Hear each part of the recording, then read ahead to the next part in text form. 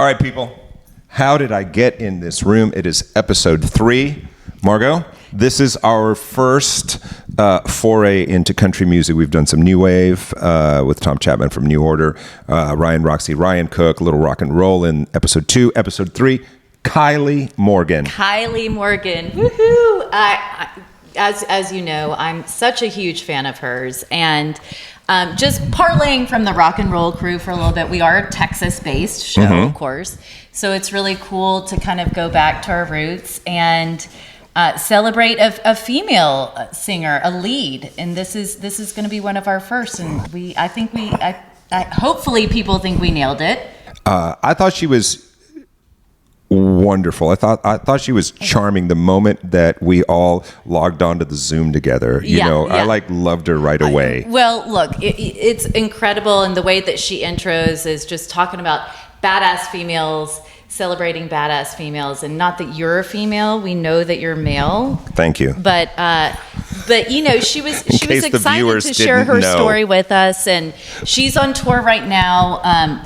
What I love about Kylie is that she has been so bold from the start with her career, with her music writing, with even her relationship with her husband, Jay Allen, who's also a musician. She's just she puts it out there, and I just think it's killer. Yeah, if you guys don't know, she started writing music, and she talks about this in the interview. We're going to listen to it here in a minute. She talks about, starting very young writing and starting, some of the... bullied. She was bullied. She kind of she mentions how music is her therapy. I was just really, really impressed with her. But not only do we always want to know what was their moment of how did I get in this room, what was, how did they get there, but I always want to know a little bit more about how you guys even connected. Okay, so this is wild. Does this surprise you? No, not at all. So Kylie and I, first of all, I'm so proud to even say that we're friends and that she came on our show and supported us. So thank you to Kylie. But yes, Kylie is with Universal Music, and one of my OG mentors is Gary Keffer, who is the SVP of Strategic Marketing at Universal. Katie Huff also works beneath him, and Kylie and I just... we met by happenstance. Gary said, I'm headed to her show in Vegas. Why don't you send me some shades? Let's see how it goes. And of course I went overboard, and I've said that. There Many should be times. like a drinking game, overboard. And every time Margot goes I nuts. say overboard, you take a shot. Yeah. See how long you listen. That's a great idea. And we have to give a little context, because if this is the first time you are ever watching this or listening to Margot's company, her brand is Transparent Sunglasses, and a lot of people in the entertainment world, fashion, and other areas have started wearing the shades, embraced the shades. So that's including my Comey. My Comey here. He arrived today to shoot in what was I rocking? Tell everybody the style. Today you were rocking your Skid Row shades that were designed by the founder of Skid Row, co-founder Rachel Bolin, who we love. And we're going to have on the show. Who's coming on the show. But let's go back to Kylie for a second. So the wear that she loves to wear it's so cool, and it matches her vibe. It's our Devon style. It says, I am fashion at the top, and she just owns her own presence, her life, and she also obviously owns her own, personal style with her shades, so it works. And when she gets to be an even bigger deal, we can say, hey, we were there first. Remember when? Yeah, remember when she did our tiny little show. But going back to why this makes sense to have her on our show is that one of my favorite songs of hers is I Only Date Cowboys. Good song. And we were just at a boot shop, Feather. We were at Republic Boot the other night for a little soiree. And, when you live in Texas, we don't have cacti all around and such. Yeah, it's not a Western. People do wear boots. There are cowboys. We've just gone through the rodeo. Yeah. So so it was a cool deal. It was a very, very cool deal. All right, let's talk a little country music before we get into it. So, are you a current country fan? Do you like the older country? Were you an outlaw country? How did I'm always kind of an outlaw country, Ruben. But I love 80s country. I love 80s anything, right? And so I love I loved Clint Black, George Strait. Okay, the king. You know, you cannot go wrong. Garth Brooks. Just say George Strait. Here's my problem with Garth Brooks. He's not streaming on. I have you can't two get him on issues, Apple Music. And people are going to come for me. I have 2 issues with Garth Brooks. Number 1, those god awful shirts where he took the red and black, 2 different shirts. Red and black ones. Where he didn't do it, sewed them together, and then wore them out in public. And that's fine. But then suddenly everyone had to have the Garth Brooks shirt. And you had a guy at a bar with a hat, stripes here, solid color here. For someone that has, has the kind of anxiety issues that I have, that was absolutely maddening. I think you can only wear a shirt like that if you're singing Brooks? like Garth. Yes. If you can't sing, note that you cannot wear that kind of shirt. You will not make friends. And then he did that god awful rock album where he put the wig on, and it was Chris Gaines or Chris Goins, or if any of you people, and I'm talking to the production crew, if any of you guys know what that is, put it up there. Now, I applaud him for trying to do that, but that was the biggest fail of his career. Yes, well, wait. Okay. I'm so sorry.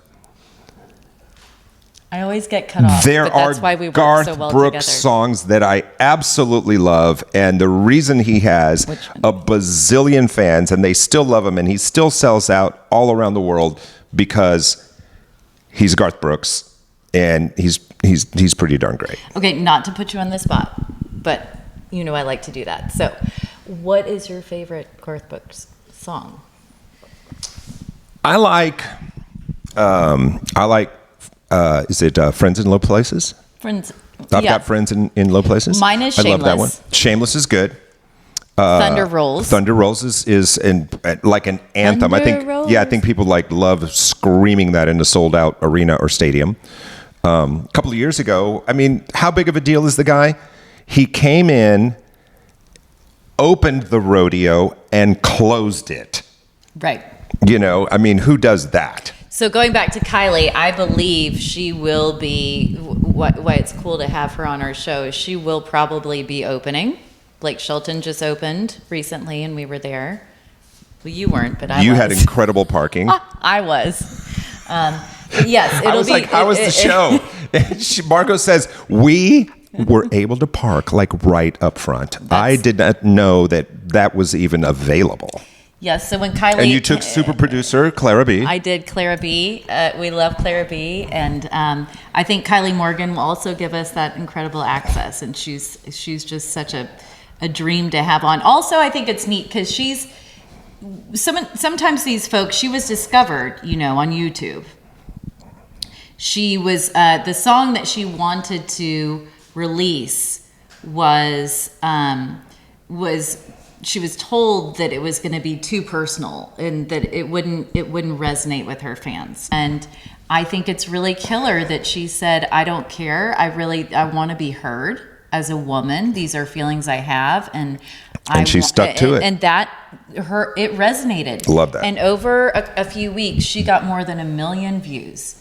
And props to this woman who's risked her career. That is something that many who move to Nashville and give up so much of their life are not right, because you want the record deal. You want the record deal. And you're like, I'll listen to this producer or whatever. My favorite song, Kylie Morgan, 2 Night Stands. Oh, it's so good. Lyrically, it's awesome. Yes. It's really, really good. All right, guys, we've made you wait enough. Wait no longer. Here is Kylie Morgan. Okay, so we have the Kylie Morgan. Hi. Oh my gosh, what an honor. I'm going to be a cheesy fan and say this is incredible to have time with you. I know you're on tour and just doing all sorts of incredible things. So for you to take time to chat with Ruben and I is pretty incredible. Oh my God, I'm so glad it worked out. We've talked about this before on our first just original Zoom when we met. I'm like, any time a badass female can support a badass female, then I am here for it. So I love that. All about women empowering women. And, speaking of, that's just a really great intro, because one of the reasons I'm such a big fan of yours and Ruben is, as well as, your transparency. We met through my sunglass brand, but, also just you speaking so honestly, and being vulnerable in your lyrics, with some of your songs, like, Break Things and I Only Date Cowboys. And then, your newest release, which is the Making It Up As I Go. I love how you just embrace the humanity in all of us. And, that being said, we've got a lot of questions for you. No, I'm so here for it. And thank you for honestly introducing me as that, because truly, like, when I started writing songs, I was 12 years old, and I saw it as a form of therapy. I would come home from a not so great day at school. Usually, a lot of people don't know this, but I grew up in a particular area of the world, aka small town USA, that didn't really embrace the big city dreamer, and so I grew up getting bullied a lot, all like in grade school leading into my freshman year of high school. And so songwriting was like a form of therapy for me to just come home and write about what I was going through and just get it out with me and my guitar. And so now that I'm releasing these songs, it's just been so wild to feel like I'm so close with so many strangers that I've never met before, but have heard, my honest heart and my lyrics, and I'm able to bond with people that I've never met just through the songs, which is just such an honor. So I wanted to kind of jump right into it because Margot introduced me to your music. Thanks, Margot. Yeah, I'm always. She's like, you got to listen to Kylie. You got to listen to Kylie. We're going to get her as a guest. And I'd like to echo everything that Margot said in the opening there. Love what you're doing. But I kind of wanted to jump right into it because I know from working in a little bit in the music business myself, having friends who are touring musicians, and this is probably the hardest time that it's ever been. Just because on the road and streaming and the so hard to just make a dollar, doing your art, working your craft, I mean, it's the deck is almost so stacked against an artist at the level you are right now, at the touring you're doing right now. In your mind, what is the hardest thing, the biggest hurdle to getting to that next level? For me, it's been, gosh, honestly, it changes daily. I'll be honest. I mean, like, the current battle that I'm fighting is that I'm on a major label, which is Universal, and the main platform that a ton of people have found my music on is TikTok. And I started doing that app because I couldn't tour, and it was during COVID, so that was kind of like my only option. And now UMG is in a giant legal battle with TikTok, and now all of Universal's artists' music have been completely pulled from the app. And of course, that happens like 2 weeks before I release my next like big single. And so like that's the reoccurring battle. It's like one of those things where it's just like 5 steps forward, 18 steps back, and it's just like consistently being on your toes and trying to maneuver in ways that you didn't even know a battle you were fighting, because it doesn't happen until it's happening right then. And so when it comes down to the final question, it's a matter of just being able to be quick-witted and realize that there's going to be stuff coming at you from all angles, and to just remember why you started music. And I have to remind myself of this all the time. It's so easy to get caught up in politics and the idea of music and where to go and how to be in the front of everybody. And at the end, you're like, you know what? As long as I reach one person and I affect one person and help one person, that's why I'm doing music. Yeah, so inspiring. And I think that's pretty wild about the TikTok struggle, though, and them pulling all. So I'm sure UMG. So I imagine that Katie and Gary are having an excellent day today at UMG Marketing. And for listeners who don't know who Katie and Gary are, they are the masterminds behind the marketing for most artists at Universal. So I'm sure that they're having an extra Starbucks double shot of whiskey or espresso. Who knows what they're having right now? But it's so interesting. Which Starbucks do you go to that they serve liquor, Margot? Ruben, we meet every Friday. We know what happens. We're either caffeinating. I'm so sorry. Please continue. Or we are Chardonnaying. And Yes. it just depends on the time of day. And sometimes the time of day doesn't matter, Kylie. Sometimes Chardonnay. it's Chardonnay, rosé all day. It's like Blinner, breakfast, lunch, dinner. It happens. Yeah, you never know what you might need. I knew I would like you. You drink from a plastic cup. Of course. Is there any other way to do it? I've broken enough in my day. But when you brought up the TikTok, so I was looking at your history and just because I was curious, how you ended up with Universal, and I had not ever heard that story before.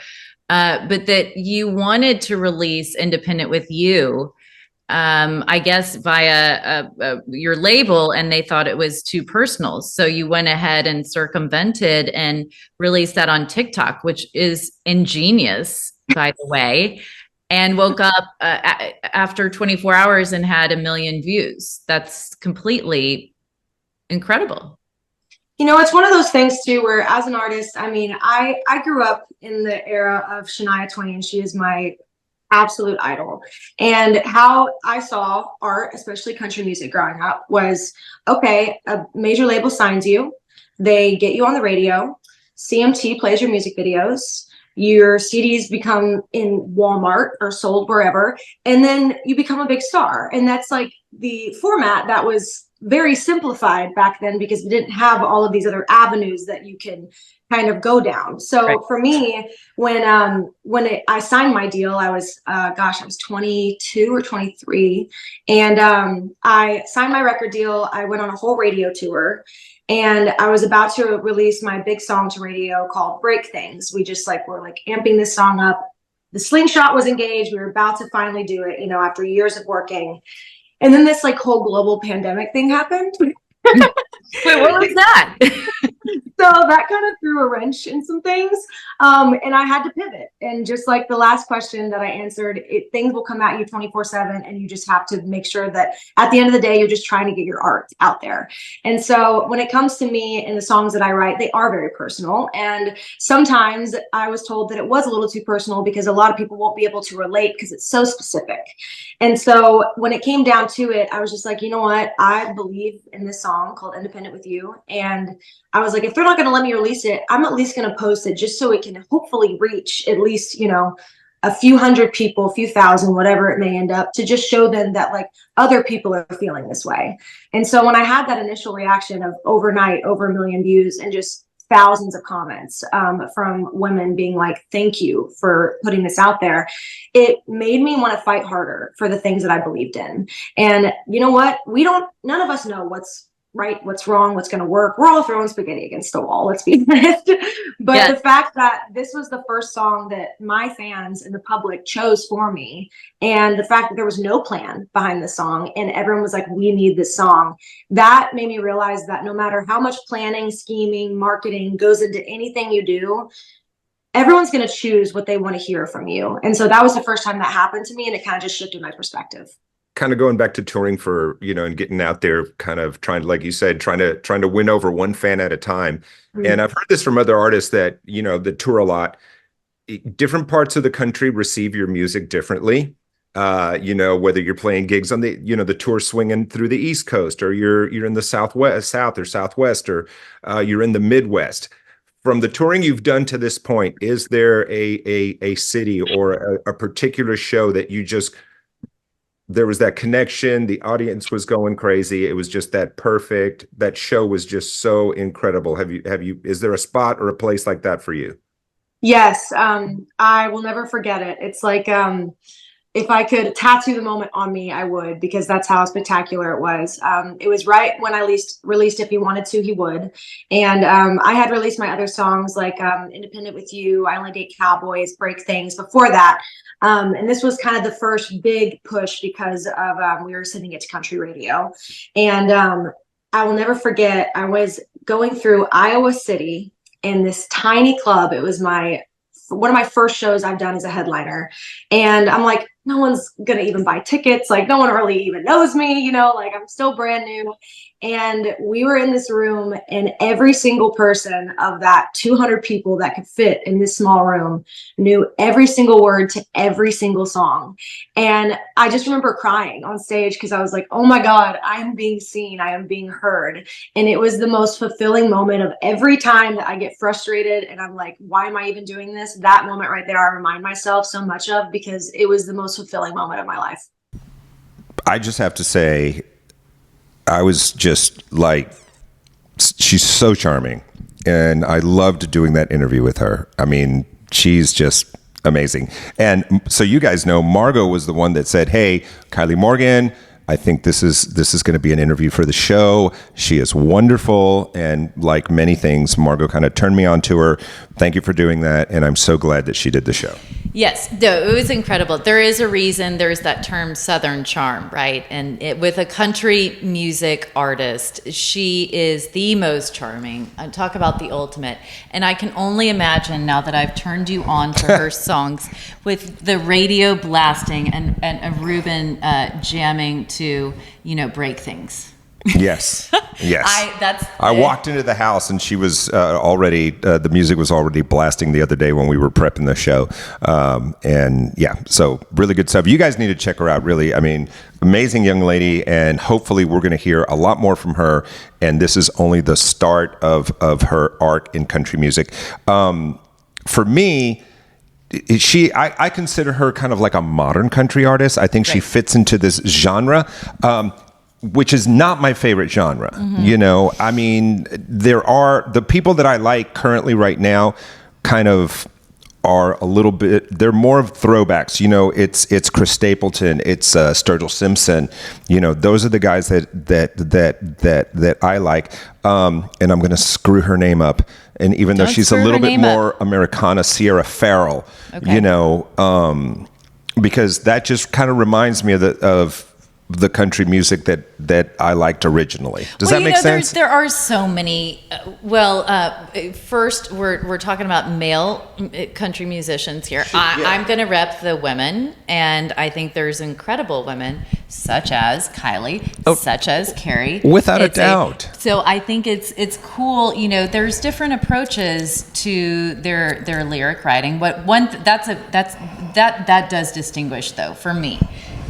Going back to when we were introing and outro, someone that writes their own lyrics to me speaks so much deeper into the soul. Agreed. Than someone that purchases a song has a team of writers. Yes, but that's why. That's not what I like, and I'm 100% with you on that. That's not what I like, because I like the fact that it comes out of that artist's heart or brain.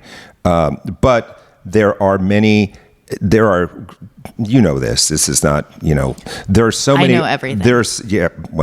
There's so many artists out there that it's just, maybe it's just like this beautiful, pure voice, but writing lyrics is not part of them being an artist, so they have to work with collaborators or different people like that. So I totally get that. And I'm not saying one is better than the other, but I love the fact that, we were talking about Taylor Swift before the show, sure. and very early on, it was her guitar, a pad and paper, writing her lyrics and creating all this herself. And she's continued that. And that to me always makes you more of a kind of like well-rounded artist or a complete artist. And relatable. I don't know where this is going. No, but I love that you listen to Taylor Swift. That makes you so much more. I love Taylor Swift. You can stay on my couch as long as you want, because I am a Swiftie. We're gonna have to do a show just about the couch. I'm a Swiftie because this couch has magic in it. I'm a Kylie. Okay. All right. And when I had one of my first calls with UMG Nashville about collaborating with Kylie, I told both Gary, as I referred to him earlier, your mentor, and Katie, that Kylie reminds me of Taylor, and she's been very strategic in her marketing and her branding. Taylor's been able to span a demographic. Her audience, look, obviously from the new eras. Arguably the biggest artist on earth right now. I basically sold my whole life away to be on the floor with my 8-year-old daughter and provide this incredible experience, which I did, but I am now manning manning this job to pay. But my point is, if you're counting on this to pay for anything, you are hallucinating. Well, that concert was incredible, and I just think I know what I was going to say. Look. Are you ready? So I had done all this coverage leading up to, Taylor weekend. And it never crossed my mind to get a ticket because I knew they were so expensive. And I was like, and then the first show hits. And on Instagram, everyone I know, including me, was at the show. And a lot of people were like, I had an extra ticket, so I brought this person. I'm like, how many extra tickets were there? And why was I never, out of those 100 or so people, the person that got asked? I would love for this to make the show. So I'm a little spoiled in concerts, and I haven't had to actually buy a ticket in quite some time, right? And so I know that Taylor Swift... You're not helping yourself by sharing this story. Taylor Swift is coming up, and I told Margaret, my 8-year-old daughter, that I would love to take her, and since music is such a big part of my life because of my brand and this incredible show, I've splurged and I bought these floor tickets. But guess what? If you've never worked with StubHub before, it's an electronic ticket. You don't get you can't go to will call like I've done traditionally with an artist will call and pick up your ticket. It's so electronic. what happened? So what happened was I was excited about the location of my seats. Are you Googling? Okay. Just continue. I was excited about the location of my seats. I put my email in the username. What? In the username, and I misspelled my email. And so what happened was the tickets went to La La Land. They were not...